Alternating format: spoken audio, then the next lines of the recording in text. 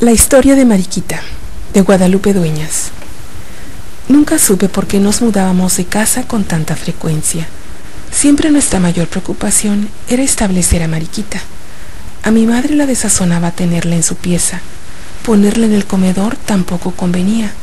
Dejarla en el sótano suponía molestar los sentimientos de mi padre, y exhibirla en la sala era imposible. Las visitas nos habrían enloquecido a preguntas. Así que, invariablemente, después de pensarlo demasiado, la instalaban en nuestra habitación. Digo nuestra porque era de todas. Con Mariquita allí dormíamos 7. Mi papá siempre fue un hombre práctico, había viajado mucho y conocía los camarotes. En ellos se inspiró para idear aquel sistema de literas que economizaba espacio y facilitaba que cada una durmiera en su cama. Lo importante era descubrir el lugar para Mariquita. En ocasiones quedaba debajo de una cama, otras en un rincón estratégico, pero la mayoría de las veces la localizábamos arriba del ropero. Esta situación solo nos interesaba a las 2 mayores, las demás, aún pequeñas, no se preocupaban. Para mí disfrutar de su compañía me pareció muy divertido, pero mi hermana Carmelita vivió bajo el terror de esta existencia. Nunca entró sola a la pieza, y estoy segura de que fue Mariquita quien la sostuvo tan amarilla, pues aunque solamente la vio en una ocasión, asegura que la perseguía por toda la casa. Mariquita nació primero, fue nuestra hermana mayor.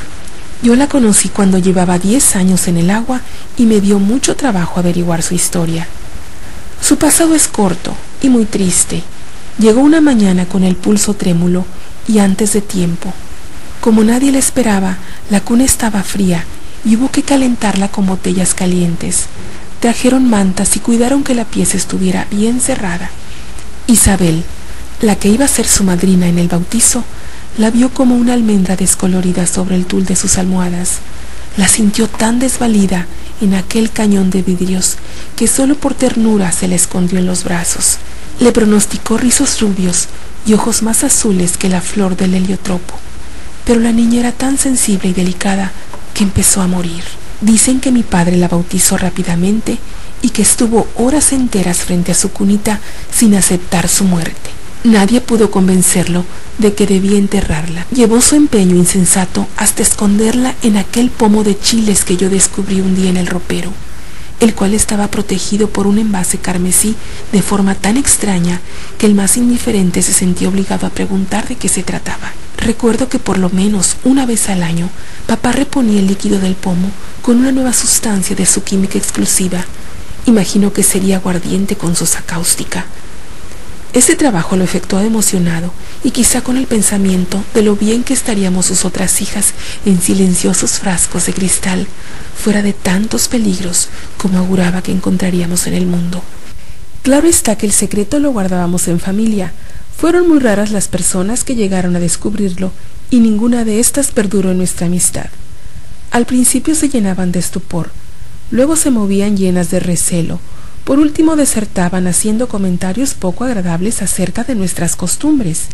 La exclusión fue total cuando una de mis tías contó que mi papá tenía guardado en un estuche de seda el ombligo de una de sus hijas. Era cierto, ahora yo lo conservo. Es pequeño como un caballito de mar y no lo tiro porque a lo mejor me pertenece. Pasó el tiempo, crecimos todas. Mis padres ya no están entre nosotras, pero seguíamos cambiando de casa y empezó a agravarse el problema de la situación de Mariquita. Alquilamos un señorial caserón en ruinas. Las grietas anunciaban la demolición. Para tapar las bocas que hacían gestos en los cuartos, distribuimos pinturas y cuadros sin interesarnos las conveniencias estéticas. Cuando la rajadura era larga como un túnel, la cubríamos con algún gobelino, en donde las garzas, que nadaban en punto de cruz de añil, hubieran podido excursionar por el hondo agujero. Si la grieta era como una cueva, le sobreponíamos un plato fino, un listón o dibujos de flores. Hubo un problema con el socavón inferior de la sala. No decidíamos si cubrirlo con un jarrón min o decorarlo como oportuno nicho o plantarle un pirograbado japonés. Un mustio corredor que se metía a los cuartos encuadraba la fuente de nuestro palacio. con justo delirio de grandeza, vimos una mano de polvo de mármol al desahuciado cemento de la pila, que no se quedó ni de pórfido ni de jaspe, sino de ruin y altisonante barro. En la parte de atrás, donde otros hubieran puesto gallinas, hicimos un jardín a la americana, con su pasto, su pérgola verde y una gran variedad de enredaderas, rosales y cuanto nos permitía desfogar nuestro complejo residencial. La casa se veía alegre, pero así todo había duendes. En los excepcionales minutos de silencio ocurrían derrumbes innecesarios, sorprendentes bailoteos de candiles y paredes, o inocentes quebraderos de trastes y cristales. Las primeras veces revisábamos minuciosamente los cuartos, después nos fuimos acostumbrando, y cuando se repetían estos dislates no hacíamos caso. Las sirvientas inventaron que la culpable era la niña que escondíamos en el ropero, que en las noches su fantasma recorría el vecindario. Corrió la voz y el compromiso de las explicaciones, como todas éramos solteras con bastante buena reputación, se puso el caso muy difícil. Fueron tantas las habladurías que la única decente resultó ser la niña del bote, a la que siquiera no levantaron calumnias. Para enterrarla se necesitaba un acta de defunción que ningún médico quiso extender. Mientras tanto la criatura, que llevaba 3 años sin cambio de agua, se había sentado en el fondo del frasco, definitivamente aburrida. El líquido amarillento le enturbiaba el paisaje. Decidimos enterrarla en el jardín. Señalamos su tumba con una aureola de mastuerzos y una pequeña cruz como si se tratara de un canario.